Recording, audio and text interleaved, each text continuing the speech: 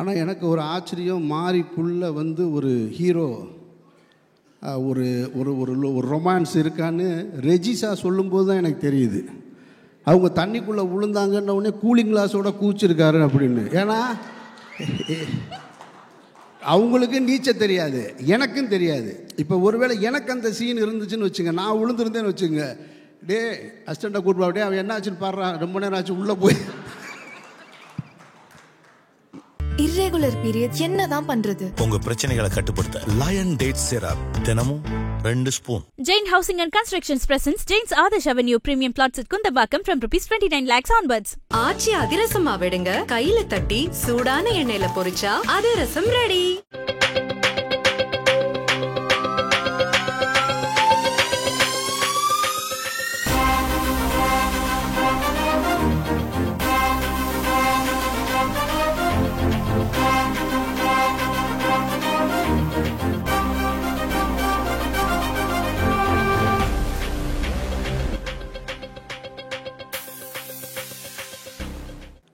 அனைவருக்கும் இனிய மாலை வணக்கம்.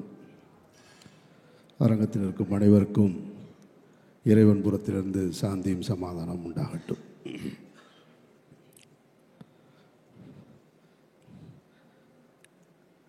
எல்லாரும் ரொம்ப பிரமாதமாக ரொம்ப நெகிழ்ச்சியாக பேசிட்டு போயிருக்காங்க. எனக்கு சொல்கிறதுக்கு என்ன இருக்குன்னு யோசிச்சுட்ருக்கேன்.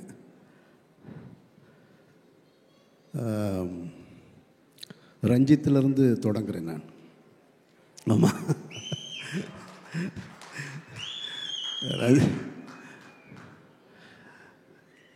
ரஞ்சித்துக்கும் எனக்குமான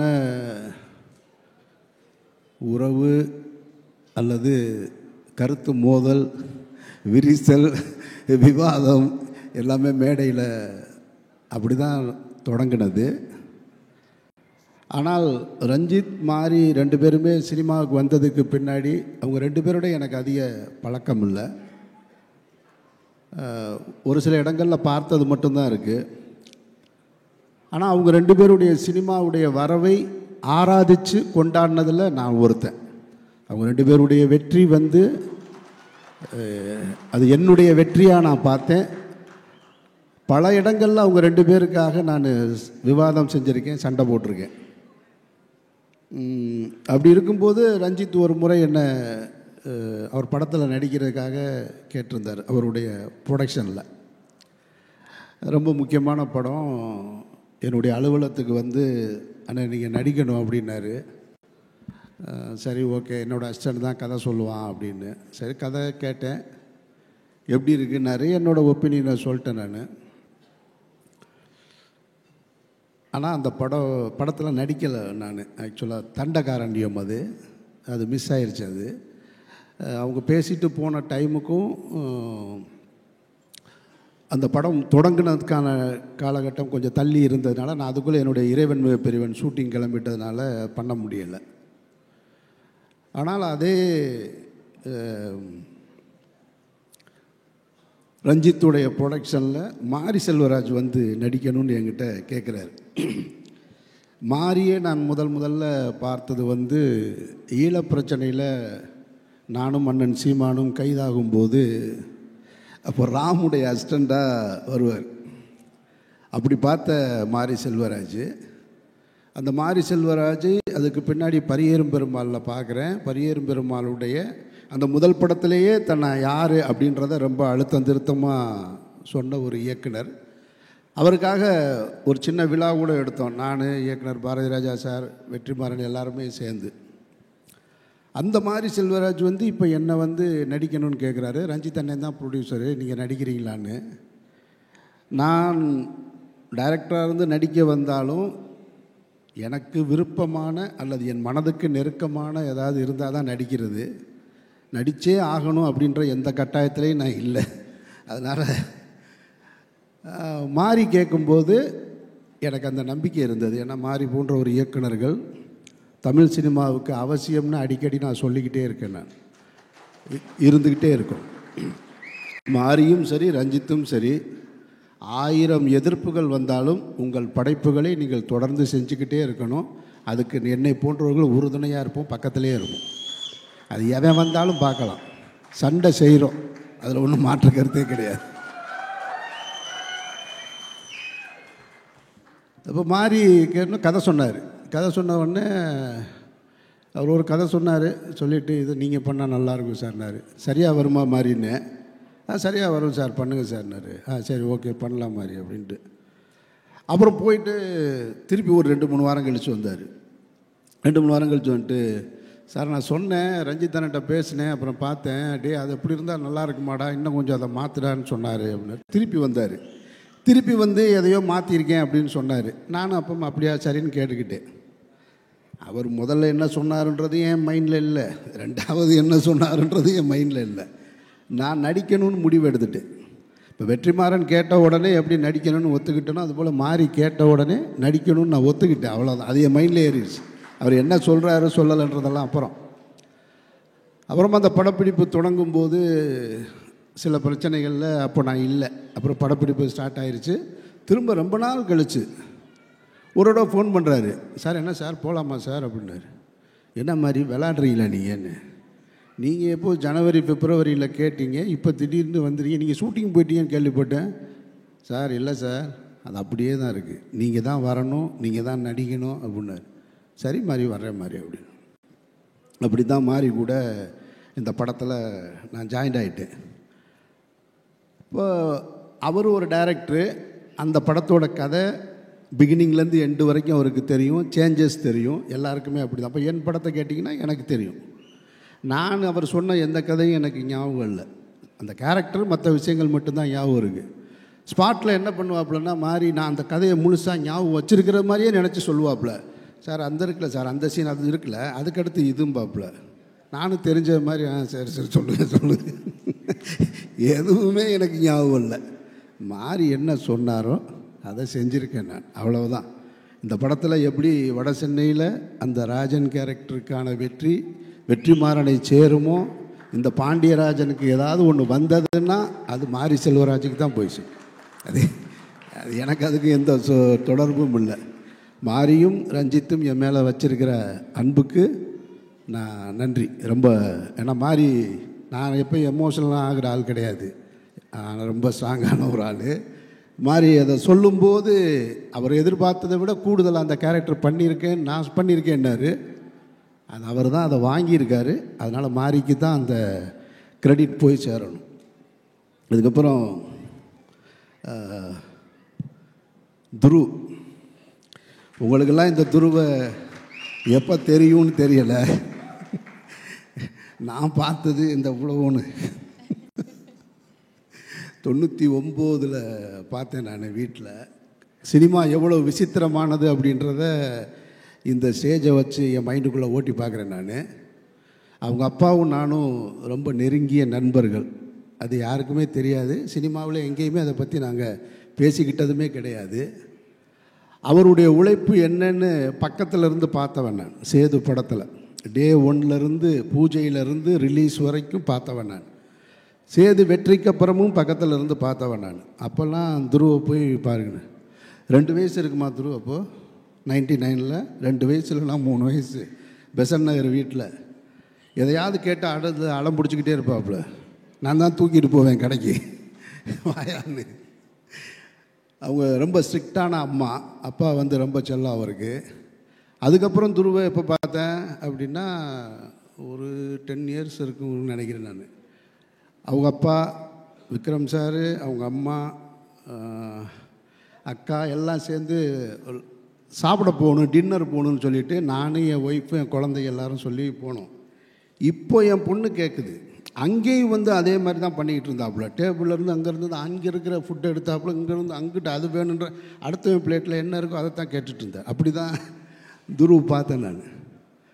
அதுக்கு பின்னாடி யூஎஸ் போயிட்டார், படிச்சுட்டு வர்றாரு. இப்போ பார்த்தா பைசனில் ஒரு நாள் பார்க்குறேன் நான். எனக்கு சேதுல விக்ரம் எப்படி பார்த்தனோ அப்படியே இருந்து. விக்ரம் சார்கிட்ட ஒரு வெறி இருக்கும். அவர் நான் சொல்கிறத கொச்சையாக எடுத்துக்க வேணாம், நான் என் மனசில் ஃபீல் பண்ணதை சொன்னேன் நான். அந்த படம் நடந்துட்டு இருக்கும்போது அவர் ரொம்ப ஃபைட் பண்ணி தான் இந்த இண்டஸ்ட்ரிக்குள்ளே வந்தார். நிறைய அவமானங்கள் பட்டிருக்காரு. அதை எதையுமே உங்களுக்கெல்லாம் தெரியாது, எனக்கு தெரியும். யார் அவரை அவமானப்படுத்தியது, எப்படிலாம் படுத்தினாங்க, அவங்கெல்லாம் இன்றைக்கி என்ன பொசிஷனில் இருக்காங்கன்றதெல்லாம் எனக்கு தெரியும். அவ்வளவு சொல்லுவார் என்கிட்ட. அவரும் நானும் அதிகமாக பயணிச்சிருக்கோம். அப்போ ஷூட்டிங் ஸ்பாட்டில் ஏதாவது கேட்டுகிட்டே இருப்பார், எனக்கு சரியாக வருமா, நான் நல்லா வருவேனா, நான் நல்லா வருவேனா, நான் நல்லா வருவேனான்னு. ஏன்னா அந்த படம் எடுத்து முடித்ததுக்கு பின்னாடி கூட ரிலீஸ்க்கு பண்ண முடியலை சேது. அப்பவும் அவர் ஃபைட் பண்ணிக்கிட்டே இருக்கார். அந்த இடைப்பட்ட காலத்தில் கூட போய் டப்பிங் பண்ணிட்டு வர்றாரு. பிரபுதேவா சாருக்கு போய் ஒரு படத்தில் டப்பிங் பண்ணிட்டு வர்றாரு. இவ்வளோ பெரிய படம் பண்ணியிருக்கோம், ஆனால் அந்த படம் ரிலீஸ் ஆகலைன்னு அதை பற்றி கவலைப்படாமல் டப்பிங் பண்ணிட்டு வர்றாரு. ஒரு டெலிவிஷனுக்கு சீரியல் பண்ணணும்னு சொல்லிவிட்டு என்னையை கூப்பிட்டு உட்கார வச்சு ஒரு ஸ்கிரிப்ட் எழுதி அதை பண்ணணுமா வாங்க அப்படின்னு சொல்லிட்டு நான் அவரும் பெசன்ட் நகரில் பீச்சில் உட்காந்து எழுதிட்டுருக்கோம். அவ்வளவு கஷ்டப்பட்டு வந்தவர். அப்போ கேட்டுகிட்டே இருப்பார். அப்போ நான் சொல்லுவேன், இங்கே பாருங்களேன், நீங்கள் வந்து ஆள் பார்க்க ரொம்ப அழகாக இருக்கீங்க, யூத்தாக இருக்கீங்க, நல்லா பெர்ஃபார்ம் பண்ணுறீங்க. இப்போது இங்கே வந்து என்னன்னு கேட்டிங்கனாக்கா, அந்த டைமில் அஜித் விஜய்னு 2 நடிகர் வந்துட்டாங்க. அவங்களுக்கு ஃபேன் ஃபாலோவிங்கு கூடிக்கிட்டே இருக்குது. நான் சொல்கிறேன், நான் கொஞ்சம் கொஞ்சமாக 2 பேருடைய படங்களுக்கும் அந்த டைமில் தான் சேது அண்டர் ப்ரொடக்ஷனில் இருக்குது.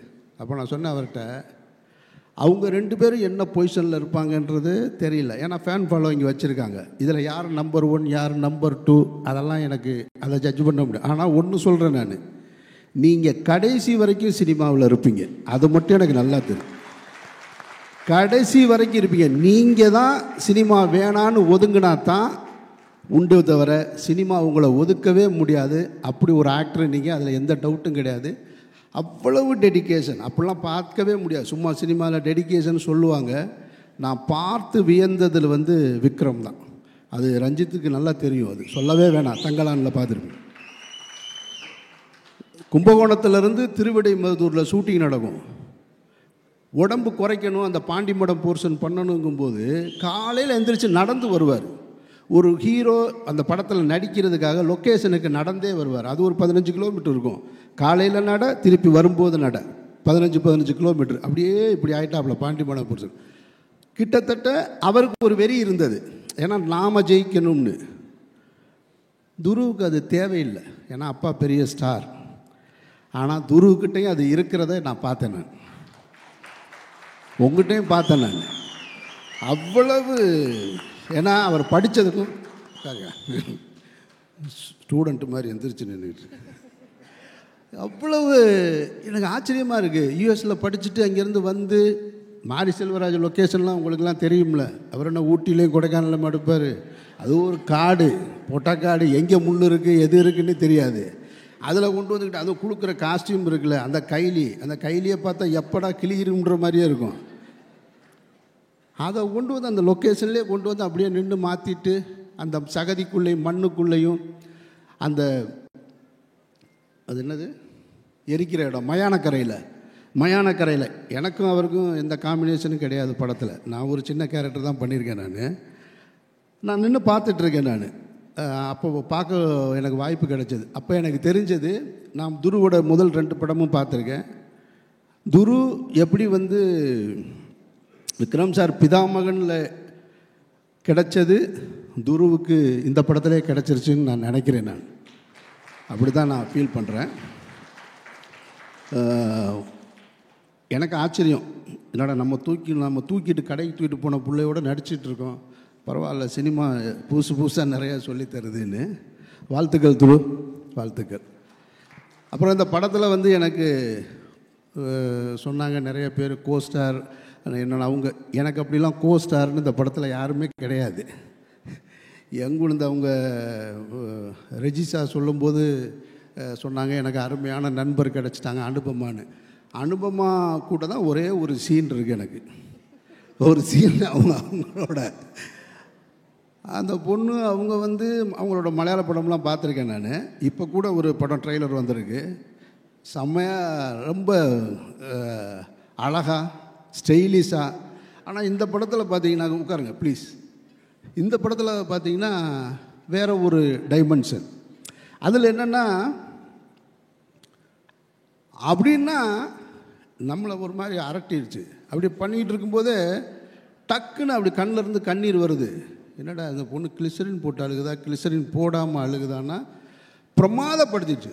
நான் ஒரு டைலாக் பேசணும், என் டைலாக் முடிஞ்சதுக்கப்புறம் அவங்க இது பண்ணணும். டைலாக்கே இல்லை, அந்த அந்த பர்ஃபார்மன்ஸ்லேயே ரியாக்ஷன், அதுக்கான பதிலை சொல்லி முடிச்சுட்டாங்க. ரொம்ப நான் ரசித்தேன் உண்மையிலேயே, அன்றைக்கி நான் ரசித்து பார்த்தேன். வாழ்த்துக்கள் வாழ்த்துக்கள். அதெல்லாம் அவ்வளவு இது. ஆனால் இவங்களெல்லாம் ஷூட்டிங் ஸ்பாட்டில் பார்க்குற வாய்ப்பு மட்டும் எனக்கு கிடைச்சது. காம்பினேஷன் கிடையாது. ஷூட்டிங் ஸ்பாட்டில் பார்த்தேன். ரெஜி சார் பார்த்தேன், பசுபதி சார் பார்த்தேன். பசுபதி சாருக்கும் எனக்கும் ஒரு உறவு இருக்குது. அது அவருக்கும் தெரியாது, நானும் சொன்னதில்லை. அது என்ன உறவுன்னா, பருத்தி வீரன் படத்தை நான் பொதுவாக என்னுடைய திரைப்படங்களுக்கான கதையை எழுதும்போது இதில் யார் நடிக்கிறா, இதில் யார் நடிக்கிறா அப்படின்லாம் எழுதுகிற பழக்கம் இல்லை. அது ஒரு கேரக்டர் அப்படி தான். ஆனால் சித்தப்பு கேரக்டரை எழுதும் பொழுது சித்தப்புவை மட்டும் ஹீரோ யாருன்னு நான் முடிவு பண்ணல. சித்தப்பு கேரக்டரை எழுதும்போது மட்டும் இது பசுபதி பசுபதின்னு சொல்லிக்கிட்டே இருந்தேன் மைண்டில். அப்படி எழுதின கேரக்டர் தான் சித்தப்பு கேரக்டரு. அந்த டைமில் அவரை என்னால் ரீச் பண்ண முடியலை. அப்புறம் தான் அதை வந்து சரவணன் சார் வச்சு நான் எடுத்தேன். நான் லால் சாருடைய படங்களுக்கு நான் ரசிகன். நான் உங்கள் ரசிகன் சார், உங்களுக்கு தெரியாது. அது உங்களுடைய திரைப்படங்களுக்கு ரசிகன், உங்களுடைய நடிப்புக்கு ரசிகன். நான் உங்களுக்கும் எனக்கும் காம்பினேஷன் சீன் இல்லை, அதனால் உங்களையும் எனக்கு பார்க்குறதுக்கான வாய்ப்பு கிடைக்கல. ஆமாம். எனக்கு என்னென்னா, இப்போ என்னோடய கோ ஆர்டிஸ்ட்லாம் யாரும் தெரியுங்களா? அவங்கெல்லாம் மேடையில் கூப்பிடல, பூரா அந்த 5 கொலை பண்ணவங்க, 4 கொலை பண்ணவங்க, இவங்க தான் என் கோ ஆர்டிஸ்ட்டு. இவங்களோடையே தான் நான் அந்த படத்தில் அதிகமாக இருந்திருக்கேன். அப்புறம் மற்றபடி இந்த கம்பெனியை பற்றி சொல்லணும். அப்ளாஸ், நானும் ப்ரொடியூசராக இருந்திருக்கேன், டைரக்டராக இருந்திருக்கேன். நானும் வேறு படங்களை நடிச்சிருக்கேன் வேறு கம்பெனியில். ஒரு கம்பெனி எப்படி இருக்கணும் அப்படின்றதுக்கு நான் பார்த்த பெஸ்ட்டு எக்ஸாம்பிள் அப்ளாஸ் அப்படின்னு நினைக்கிறேன். அந்த டீமோட ஒர்க்கு, அவங்க ஆர்டிஸ்ட்டை அப்ரோச் பண்ணுறது, அவங்க ஒவ்வொரு ஷெட்யூல் போடுறது, ஒரு ப்ரோக்ராமை எப்படி நடத்தணுன்றது, உண்மையிலே வந்து தமிழ் சினிமாவில் இப்படி ஒரு கம்பெனி எனக்கு தெரிஞ்சு நான் பார்க்கல. நிறைய இருக்கலாம், எனக்கு தெரியலை. எனக்கு தெரிஞ்ச அப்ளாஸ் இருக்குது. வாழ்த்துக்கள் உங்களுக்கு. இதே மாதிரி நீங்கள் தொடர்ச்சியாக இருங்க. அப்புறம் மாரியுடைய படங்கள், அவருடைய பேச்சு, அவருடைய சினிமா எல்லாம் எல்லாருக்குமே தெரியும், நான் சொல்ல வேண்டியதில்லை. ரொம்ப சீரியஸாகவே இருக்கும். எனக்கு ஒரு ஆச்சரியம், மாரிக்குள்ளே வந்து ஒரு ஹீரோ, ஒரு ஒரு ஒரு ரொமான்ஸ் இருக்கான்னு ரெஜிசா சொல்லும்போது தான் எனக்கு தெரியுது. அவங்க தண்ணிக்குள்ளே விழுந்தாங்கன்ன உடனே கூலிங் கிளாஸோட கூச்சிருக்காரு அப்படின்னு. ஏன்னா அவங்களுக்கு நீச்சல் தெரியாது, எனக்கும் தெரியாது. இப்போ ஒருவேளை எனக்கு அந்த சீன் இருந்துச்சுன்னு வச்சுங்க, நான் விழுந்துருந்தேன்னு வச்சுங்க, டே அசிஸ்டண்ட்டை கூப்பிட்டு அப்படியே அவன் என்ன ஆச்சுன்னு பாடுறான், ரொம்ப நேரம் ஆச்சு உள்ளே போய். ஆனால் உண்மையிலே இது வரைக்கும் தமிழ் சினிமாவில் எம்ஜிஆர் கூட செய்யாதது கூலிங் கிளாஸோட குதிச்சது நீ ஒரு ஆள். அவர் கூட போகும்போது எல்லா படத்துலையும் பார்த்துருக்கோம், கண்ணாடியை கலட்டிட்டு தான் குதிப்பாங்க. நீங்கள் ஒரு படி மேலே போயிட்டீங்க. ஆமாம், ஷூவோட வாட்செலாம் கலட்டி கொடுப்பாங்க சண்டை போடும்போது, நீங்கள் அதுக்கு மேலேயும் போயிட்டீங்க. அதுதான் சொன்னாங்க, சரி பெஸ்ட்டு ஃப்ரெண்டுன்னு. வாழ்த்துக்கள் 2 பேருக்கும். அப்புறம் அந்த தம்பி கேமராமேன் எழிலரசன் தானே, அருமையான ஒர்க்கா பிரமாதப்படுத்திட்டு. நான் ஸ்பாட்டில் பார்த்து ரொம்ப அட்மையர் ஆனேன். ரொம்ப ரொம்ப பிடிச்சது எனக்கு உங்களுடைய ஒர்க்கு. அப்புறம் இந்த நிவாஸ் மியூசிக் டைரக்டர் எங்கே இருக்காப்புல நிவாஸ், எனக்கு ஒரு நிமிஷம் வந்து துருவுக்கு போட்டியாக நீ வந்துடுவியோன்ற அந்த அச்சம் இருந்து. என்ன டான்ஸே அது, என்ன பர்ஃபார்மன்ஸு ஸ்டேஜில். மாறி இப்படி பார்க்குறாப்புல, அடுத்த படம் இவனே போட்டுருவோமா நம்ம ஹீரோவா அப்படின்னு எனக்கே தோணுச்சு. ஏன்னா இப்படி ஒரு எனர்ஜி எங்கேருந்து வரும்? அத்தனை பாட்டை எப்படி மனப்பாடம் பண்ணி அதை பாட முடியும்? அது அந்த மூடோட, அதில் டான்ஸ் வேறு இடையில ஒரு இடத்துல மைக்கேல் ஜாக்சன் ஸ்டெப்பெல்லாம் போகிறாப்புல, அப்படி ஜம்ப் பண்ணி போகிறாப்புல. இவ்வளவு எனர்ஜிலாம் யாருக்கிட்டையுமே இருக்க வாய்ப்பு இல்லை. நான் எழுதி தர்றேன், நீ கண்டிப்பாக ஹீரோவாக போகிறீங்க, அதில் எந்த மாற்று கருத்தும் கிடையாது. அதனால் இந்த பைசன் வந்து படம் பார்க்கக்கூடிய வாய்ப்பும் எனக்கு கிடைச்சது. மாரியுடைய மற்ற படங்களை விட இங்கே ஏற்கனவே அவங்க சொன்னது மாதிரி இந்த படம் வந்து ரொம்ப இன்னொரு டைமென்ஷனாகவும் இருக்குது. கிராமங்கள்லேயே அந்த கேமராவை வச்சு அந்த கிராமத்து மனிதர்களை வச்சு எடுத்துக்கிட்டு இருந்த மாதிரி ஒரு ஸ்டெப்பு மேலே போய் இன்னொரு டைமென்ஷன் இருக்குது. அந்த ஸ்போர்ட்ஸு சம்மந்தமான படமாக இருக்கிறதுனால நான் பார்த்தேன். ஏன்னா அந்த இடத்துல கொஞ்சம் தடுமாற்றம் இருக்கும் எல்லாருக்கும். அதை உடைக்கிறது இருக்குல்ல, அந்த உடைக்கிறத சரியாக உடைச்சிருக்காரு. பாரதி ராஜா சாருக்கு இந்த பிரச்சனை இருந்ததுன்னு சொல்லுவாங்க. அவருடைய முதல் 3 படங்கள் கிராமத்து படங்களாக இருந்தது. வெற்றி படங்கள், தொடர் வெற்றி படங்கள். 16 வயதிலே கிழக்கே முறையில் புதிய வார்ப்புகள்லாம் வெற்றி ஆன உடனே இந்த ஆளுக்கு கிராமத்து படம் தான் எடுக்க தெரியும், வேறு எதுவும் எடுக்க தெரியாதவனே வச்சார். ஒரு ஆப்பு சிகப்பு ரோஜாக்கள்னு ஒரு படம், எல்லாத்தையும் தாண்டி ஒரு ஹிட்டு. அது மாதிரி இன்னொரு இடத்துக்கு மாறி நகண்டிருக்காப்புல. மாறி அந்த விஷுவல்ஸும் நான் பார்த்தேன். வாழ்த்துக்கள் மாறி, வாழ்த்துக்கள் வாழ்த்துக்கள். மற்ற யாரையும் விட்டுட்டேன்னா, யார் அனீஸ் அந்த தம்பி போயிட்டான். அவனை எனக்கு அடையாளம் தெரியல, யாய்யா பாயுடைய பேரன். அவன் சொன்ன மாதிரி சின்ன பையனாக தான் நான் பார்த்துருக்கேன் நான். வாழ்த்துக்கள் மாறி. உங்களுடைய திரைப்பயணத்தில் பைசன் இன்னும் ஒரு மகுடமாக இருக்க என்னுடைய நெஞ்சார்ந்த வாழ்த்துக்கள். நன்றி. இர்ரெகுலர் பீரியட்ஸ் என்னதான் பண்றது? உங்க பிரச்சனைகளை கட்டுப்படுத்த லயன் டேட் சிரப் தினமும் 2 spoon. Jain Housing and Constructions presents Jain's Adarsh Avenue Premium Plots at Kundambakam from ₹29 lakhs onwards. ஆச்சி அதிரசமா விடுங்க, கையில தட்டி சூடான எண்ணெயில பொரிச்சா அதிரசம் ரெடி.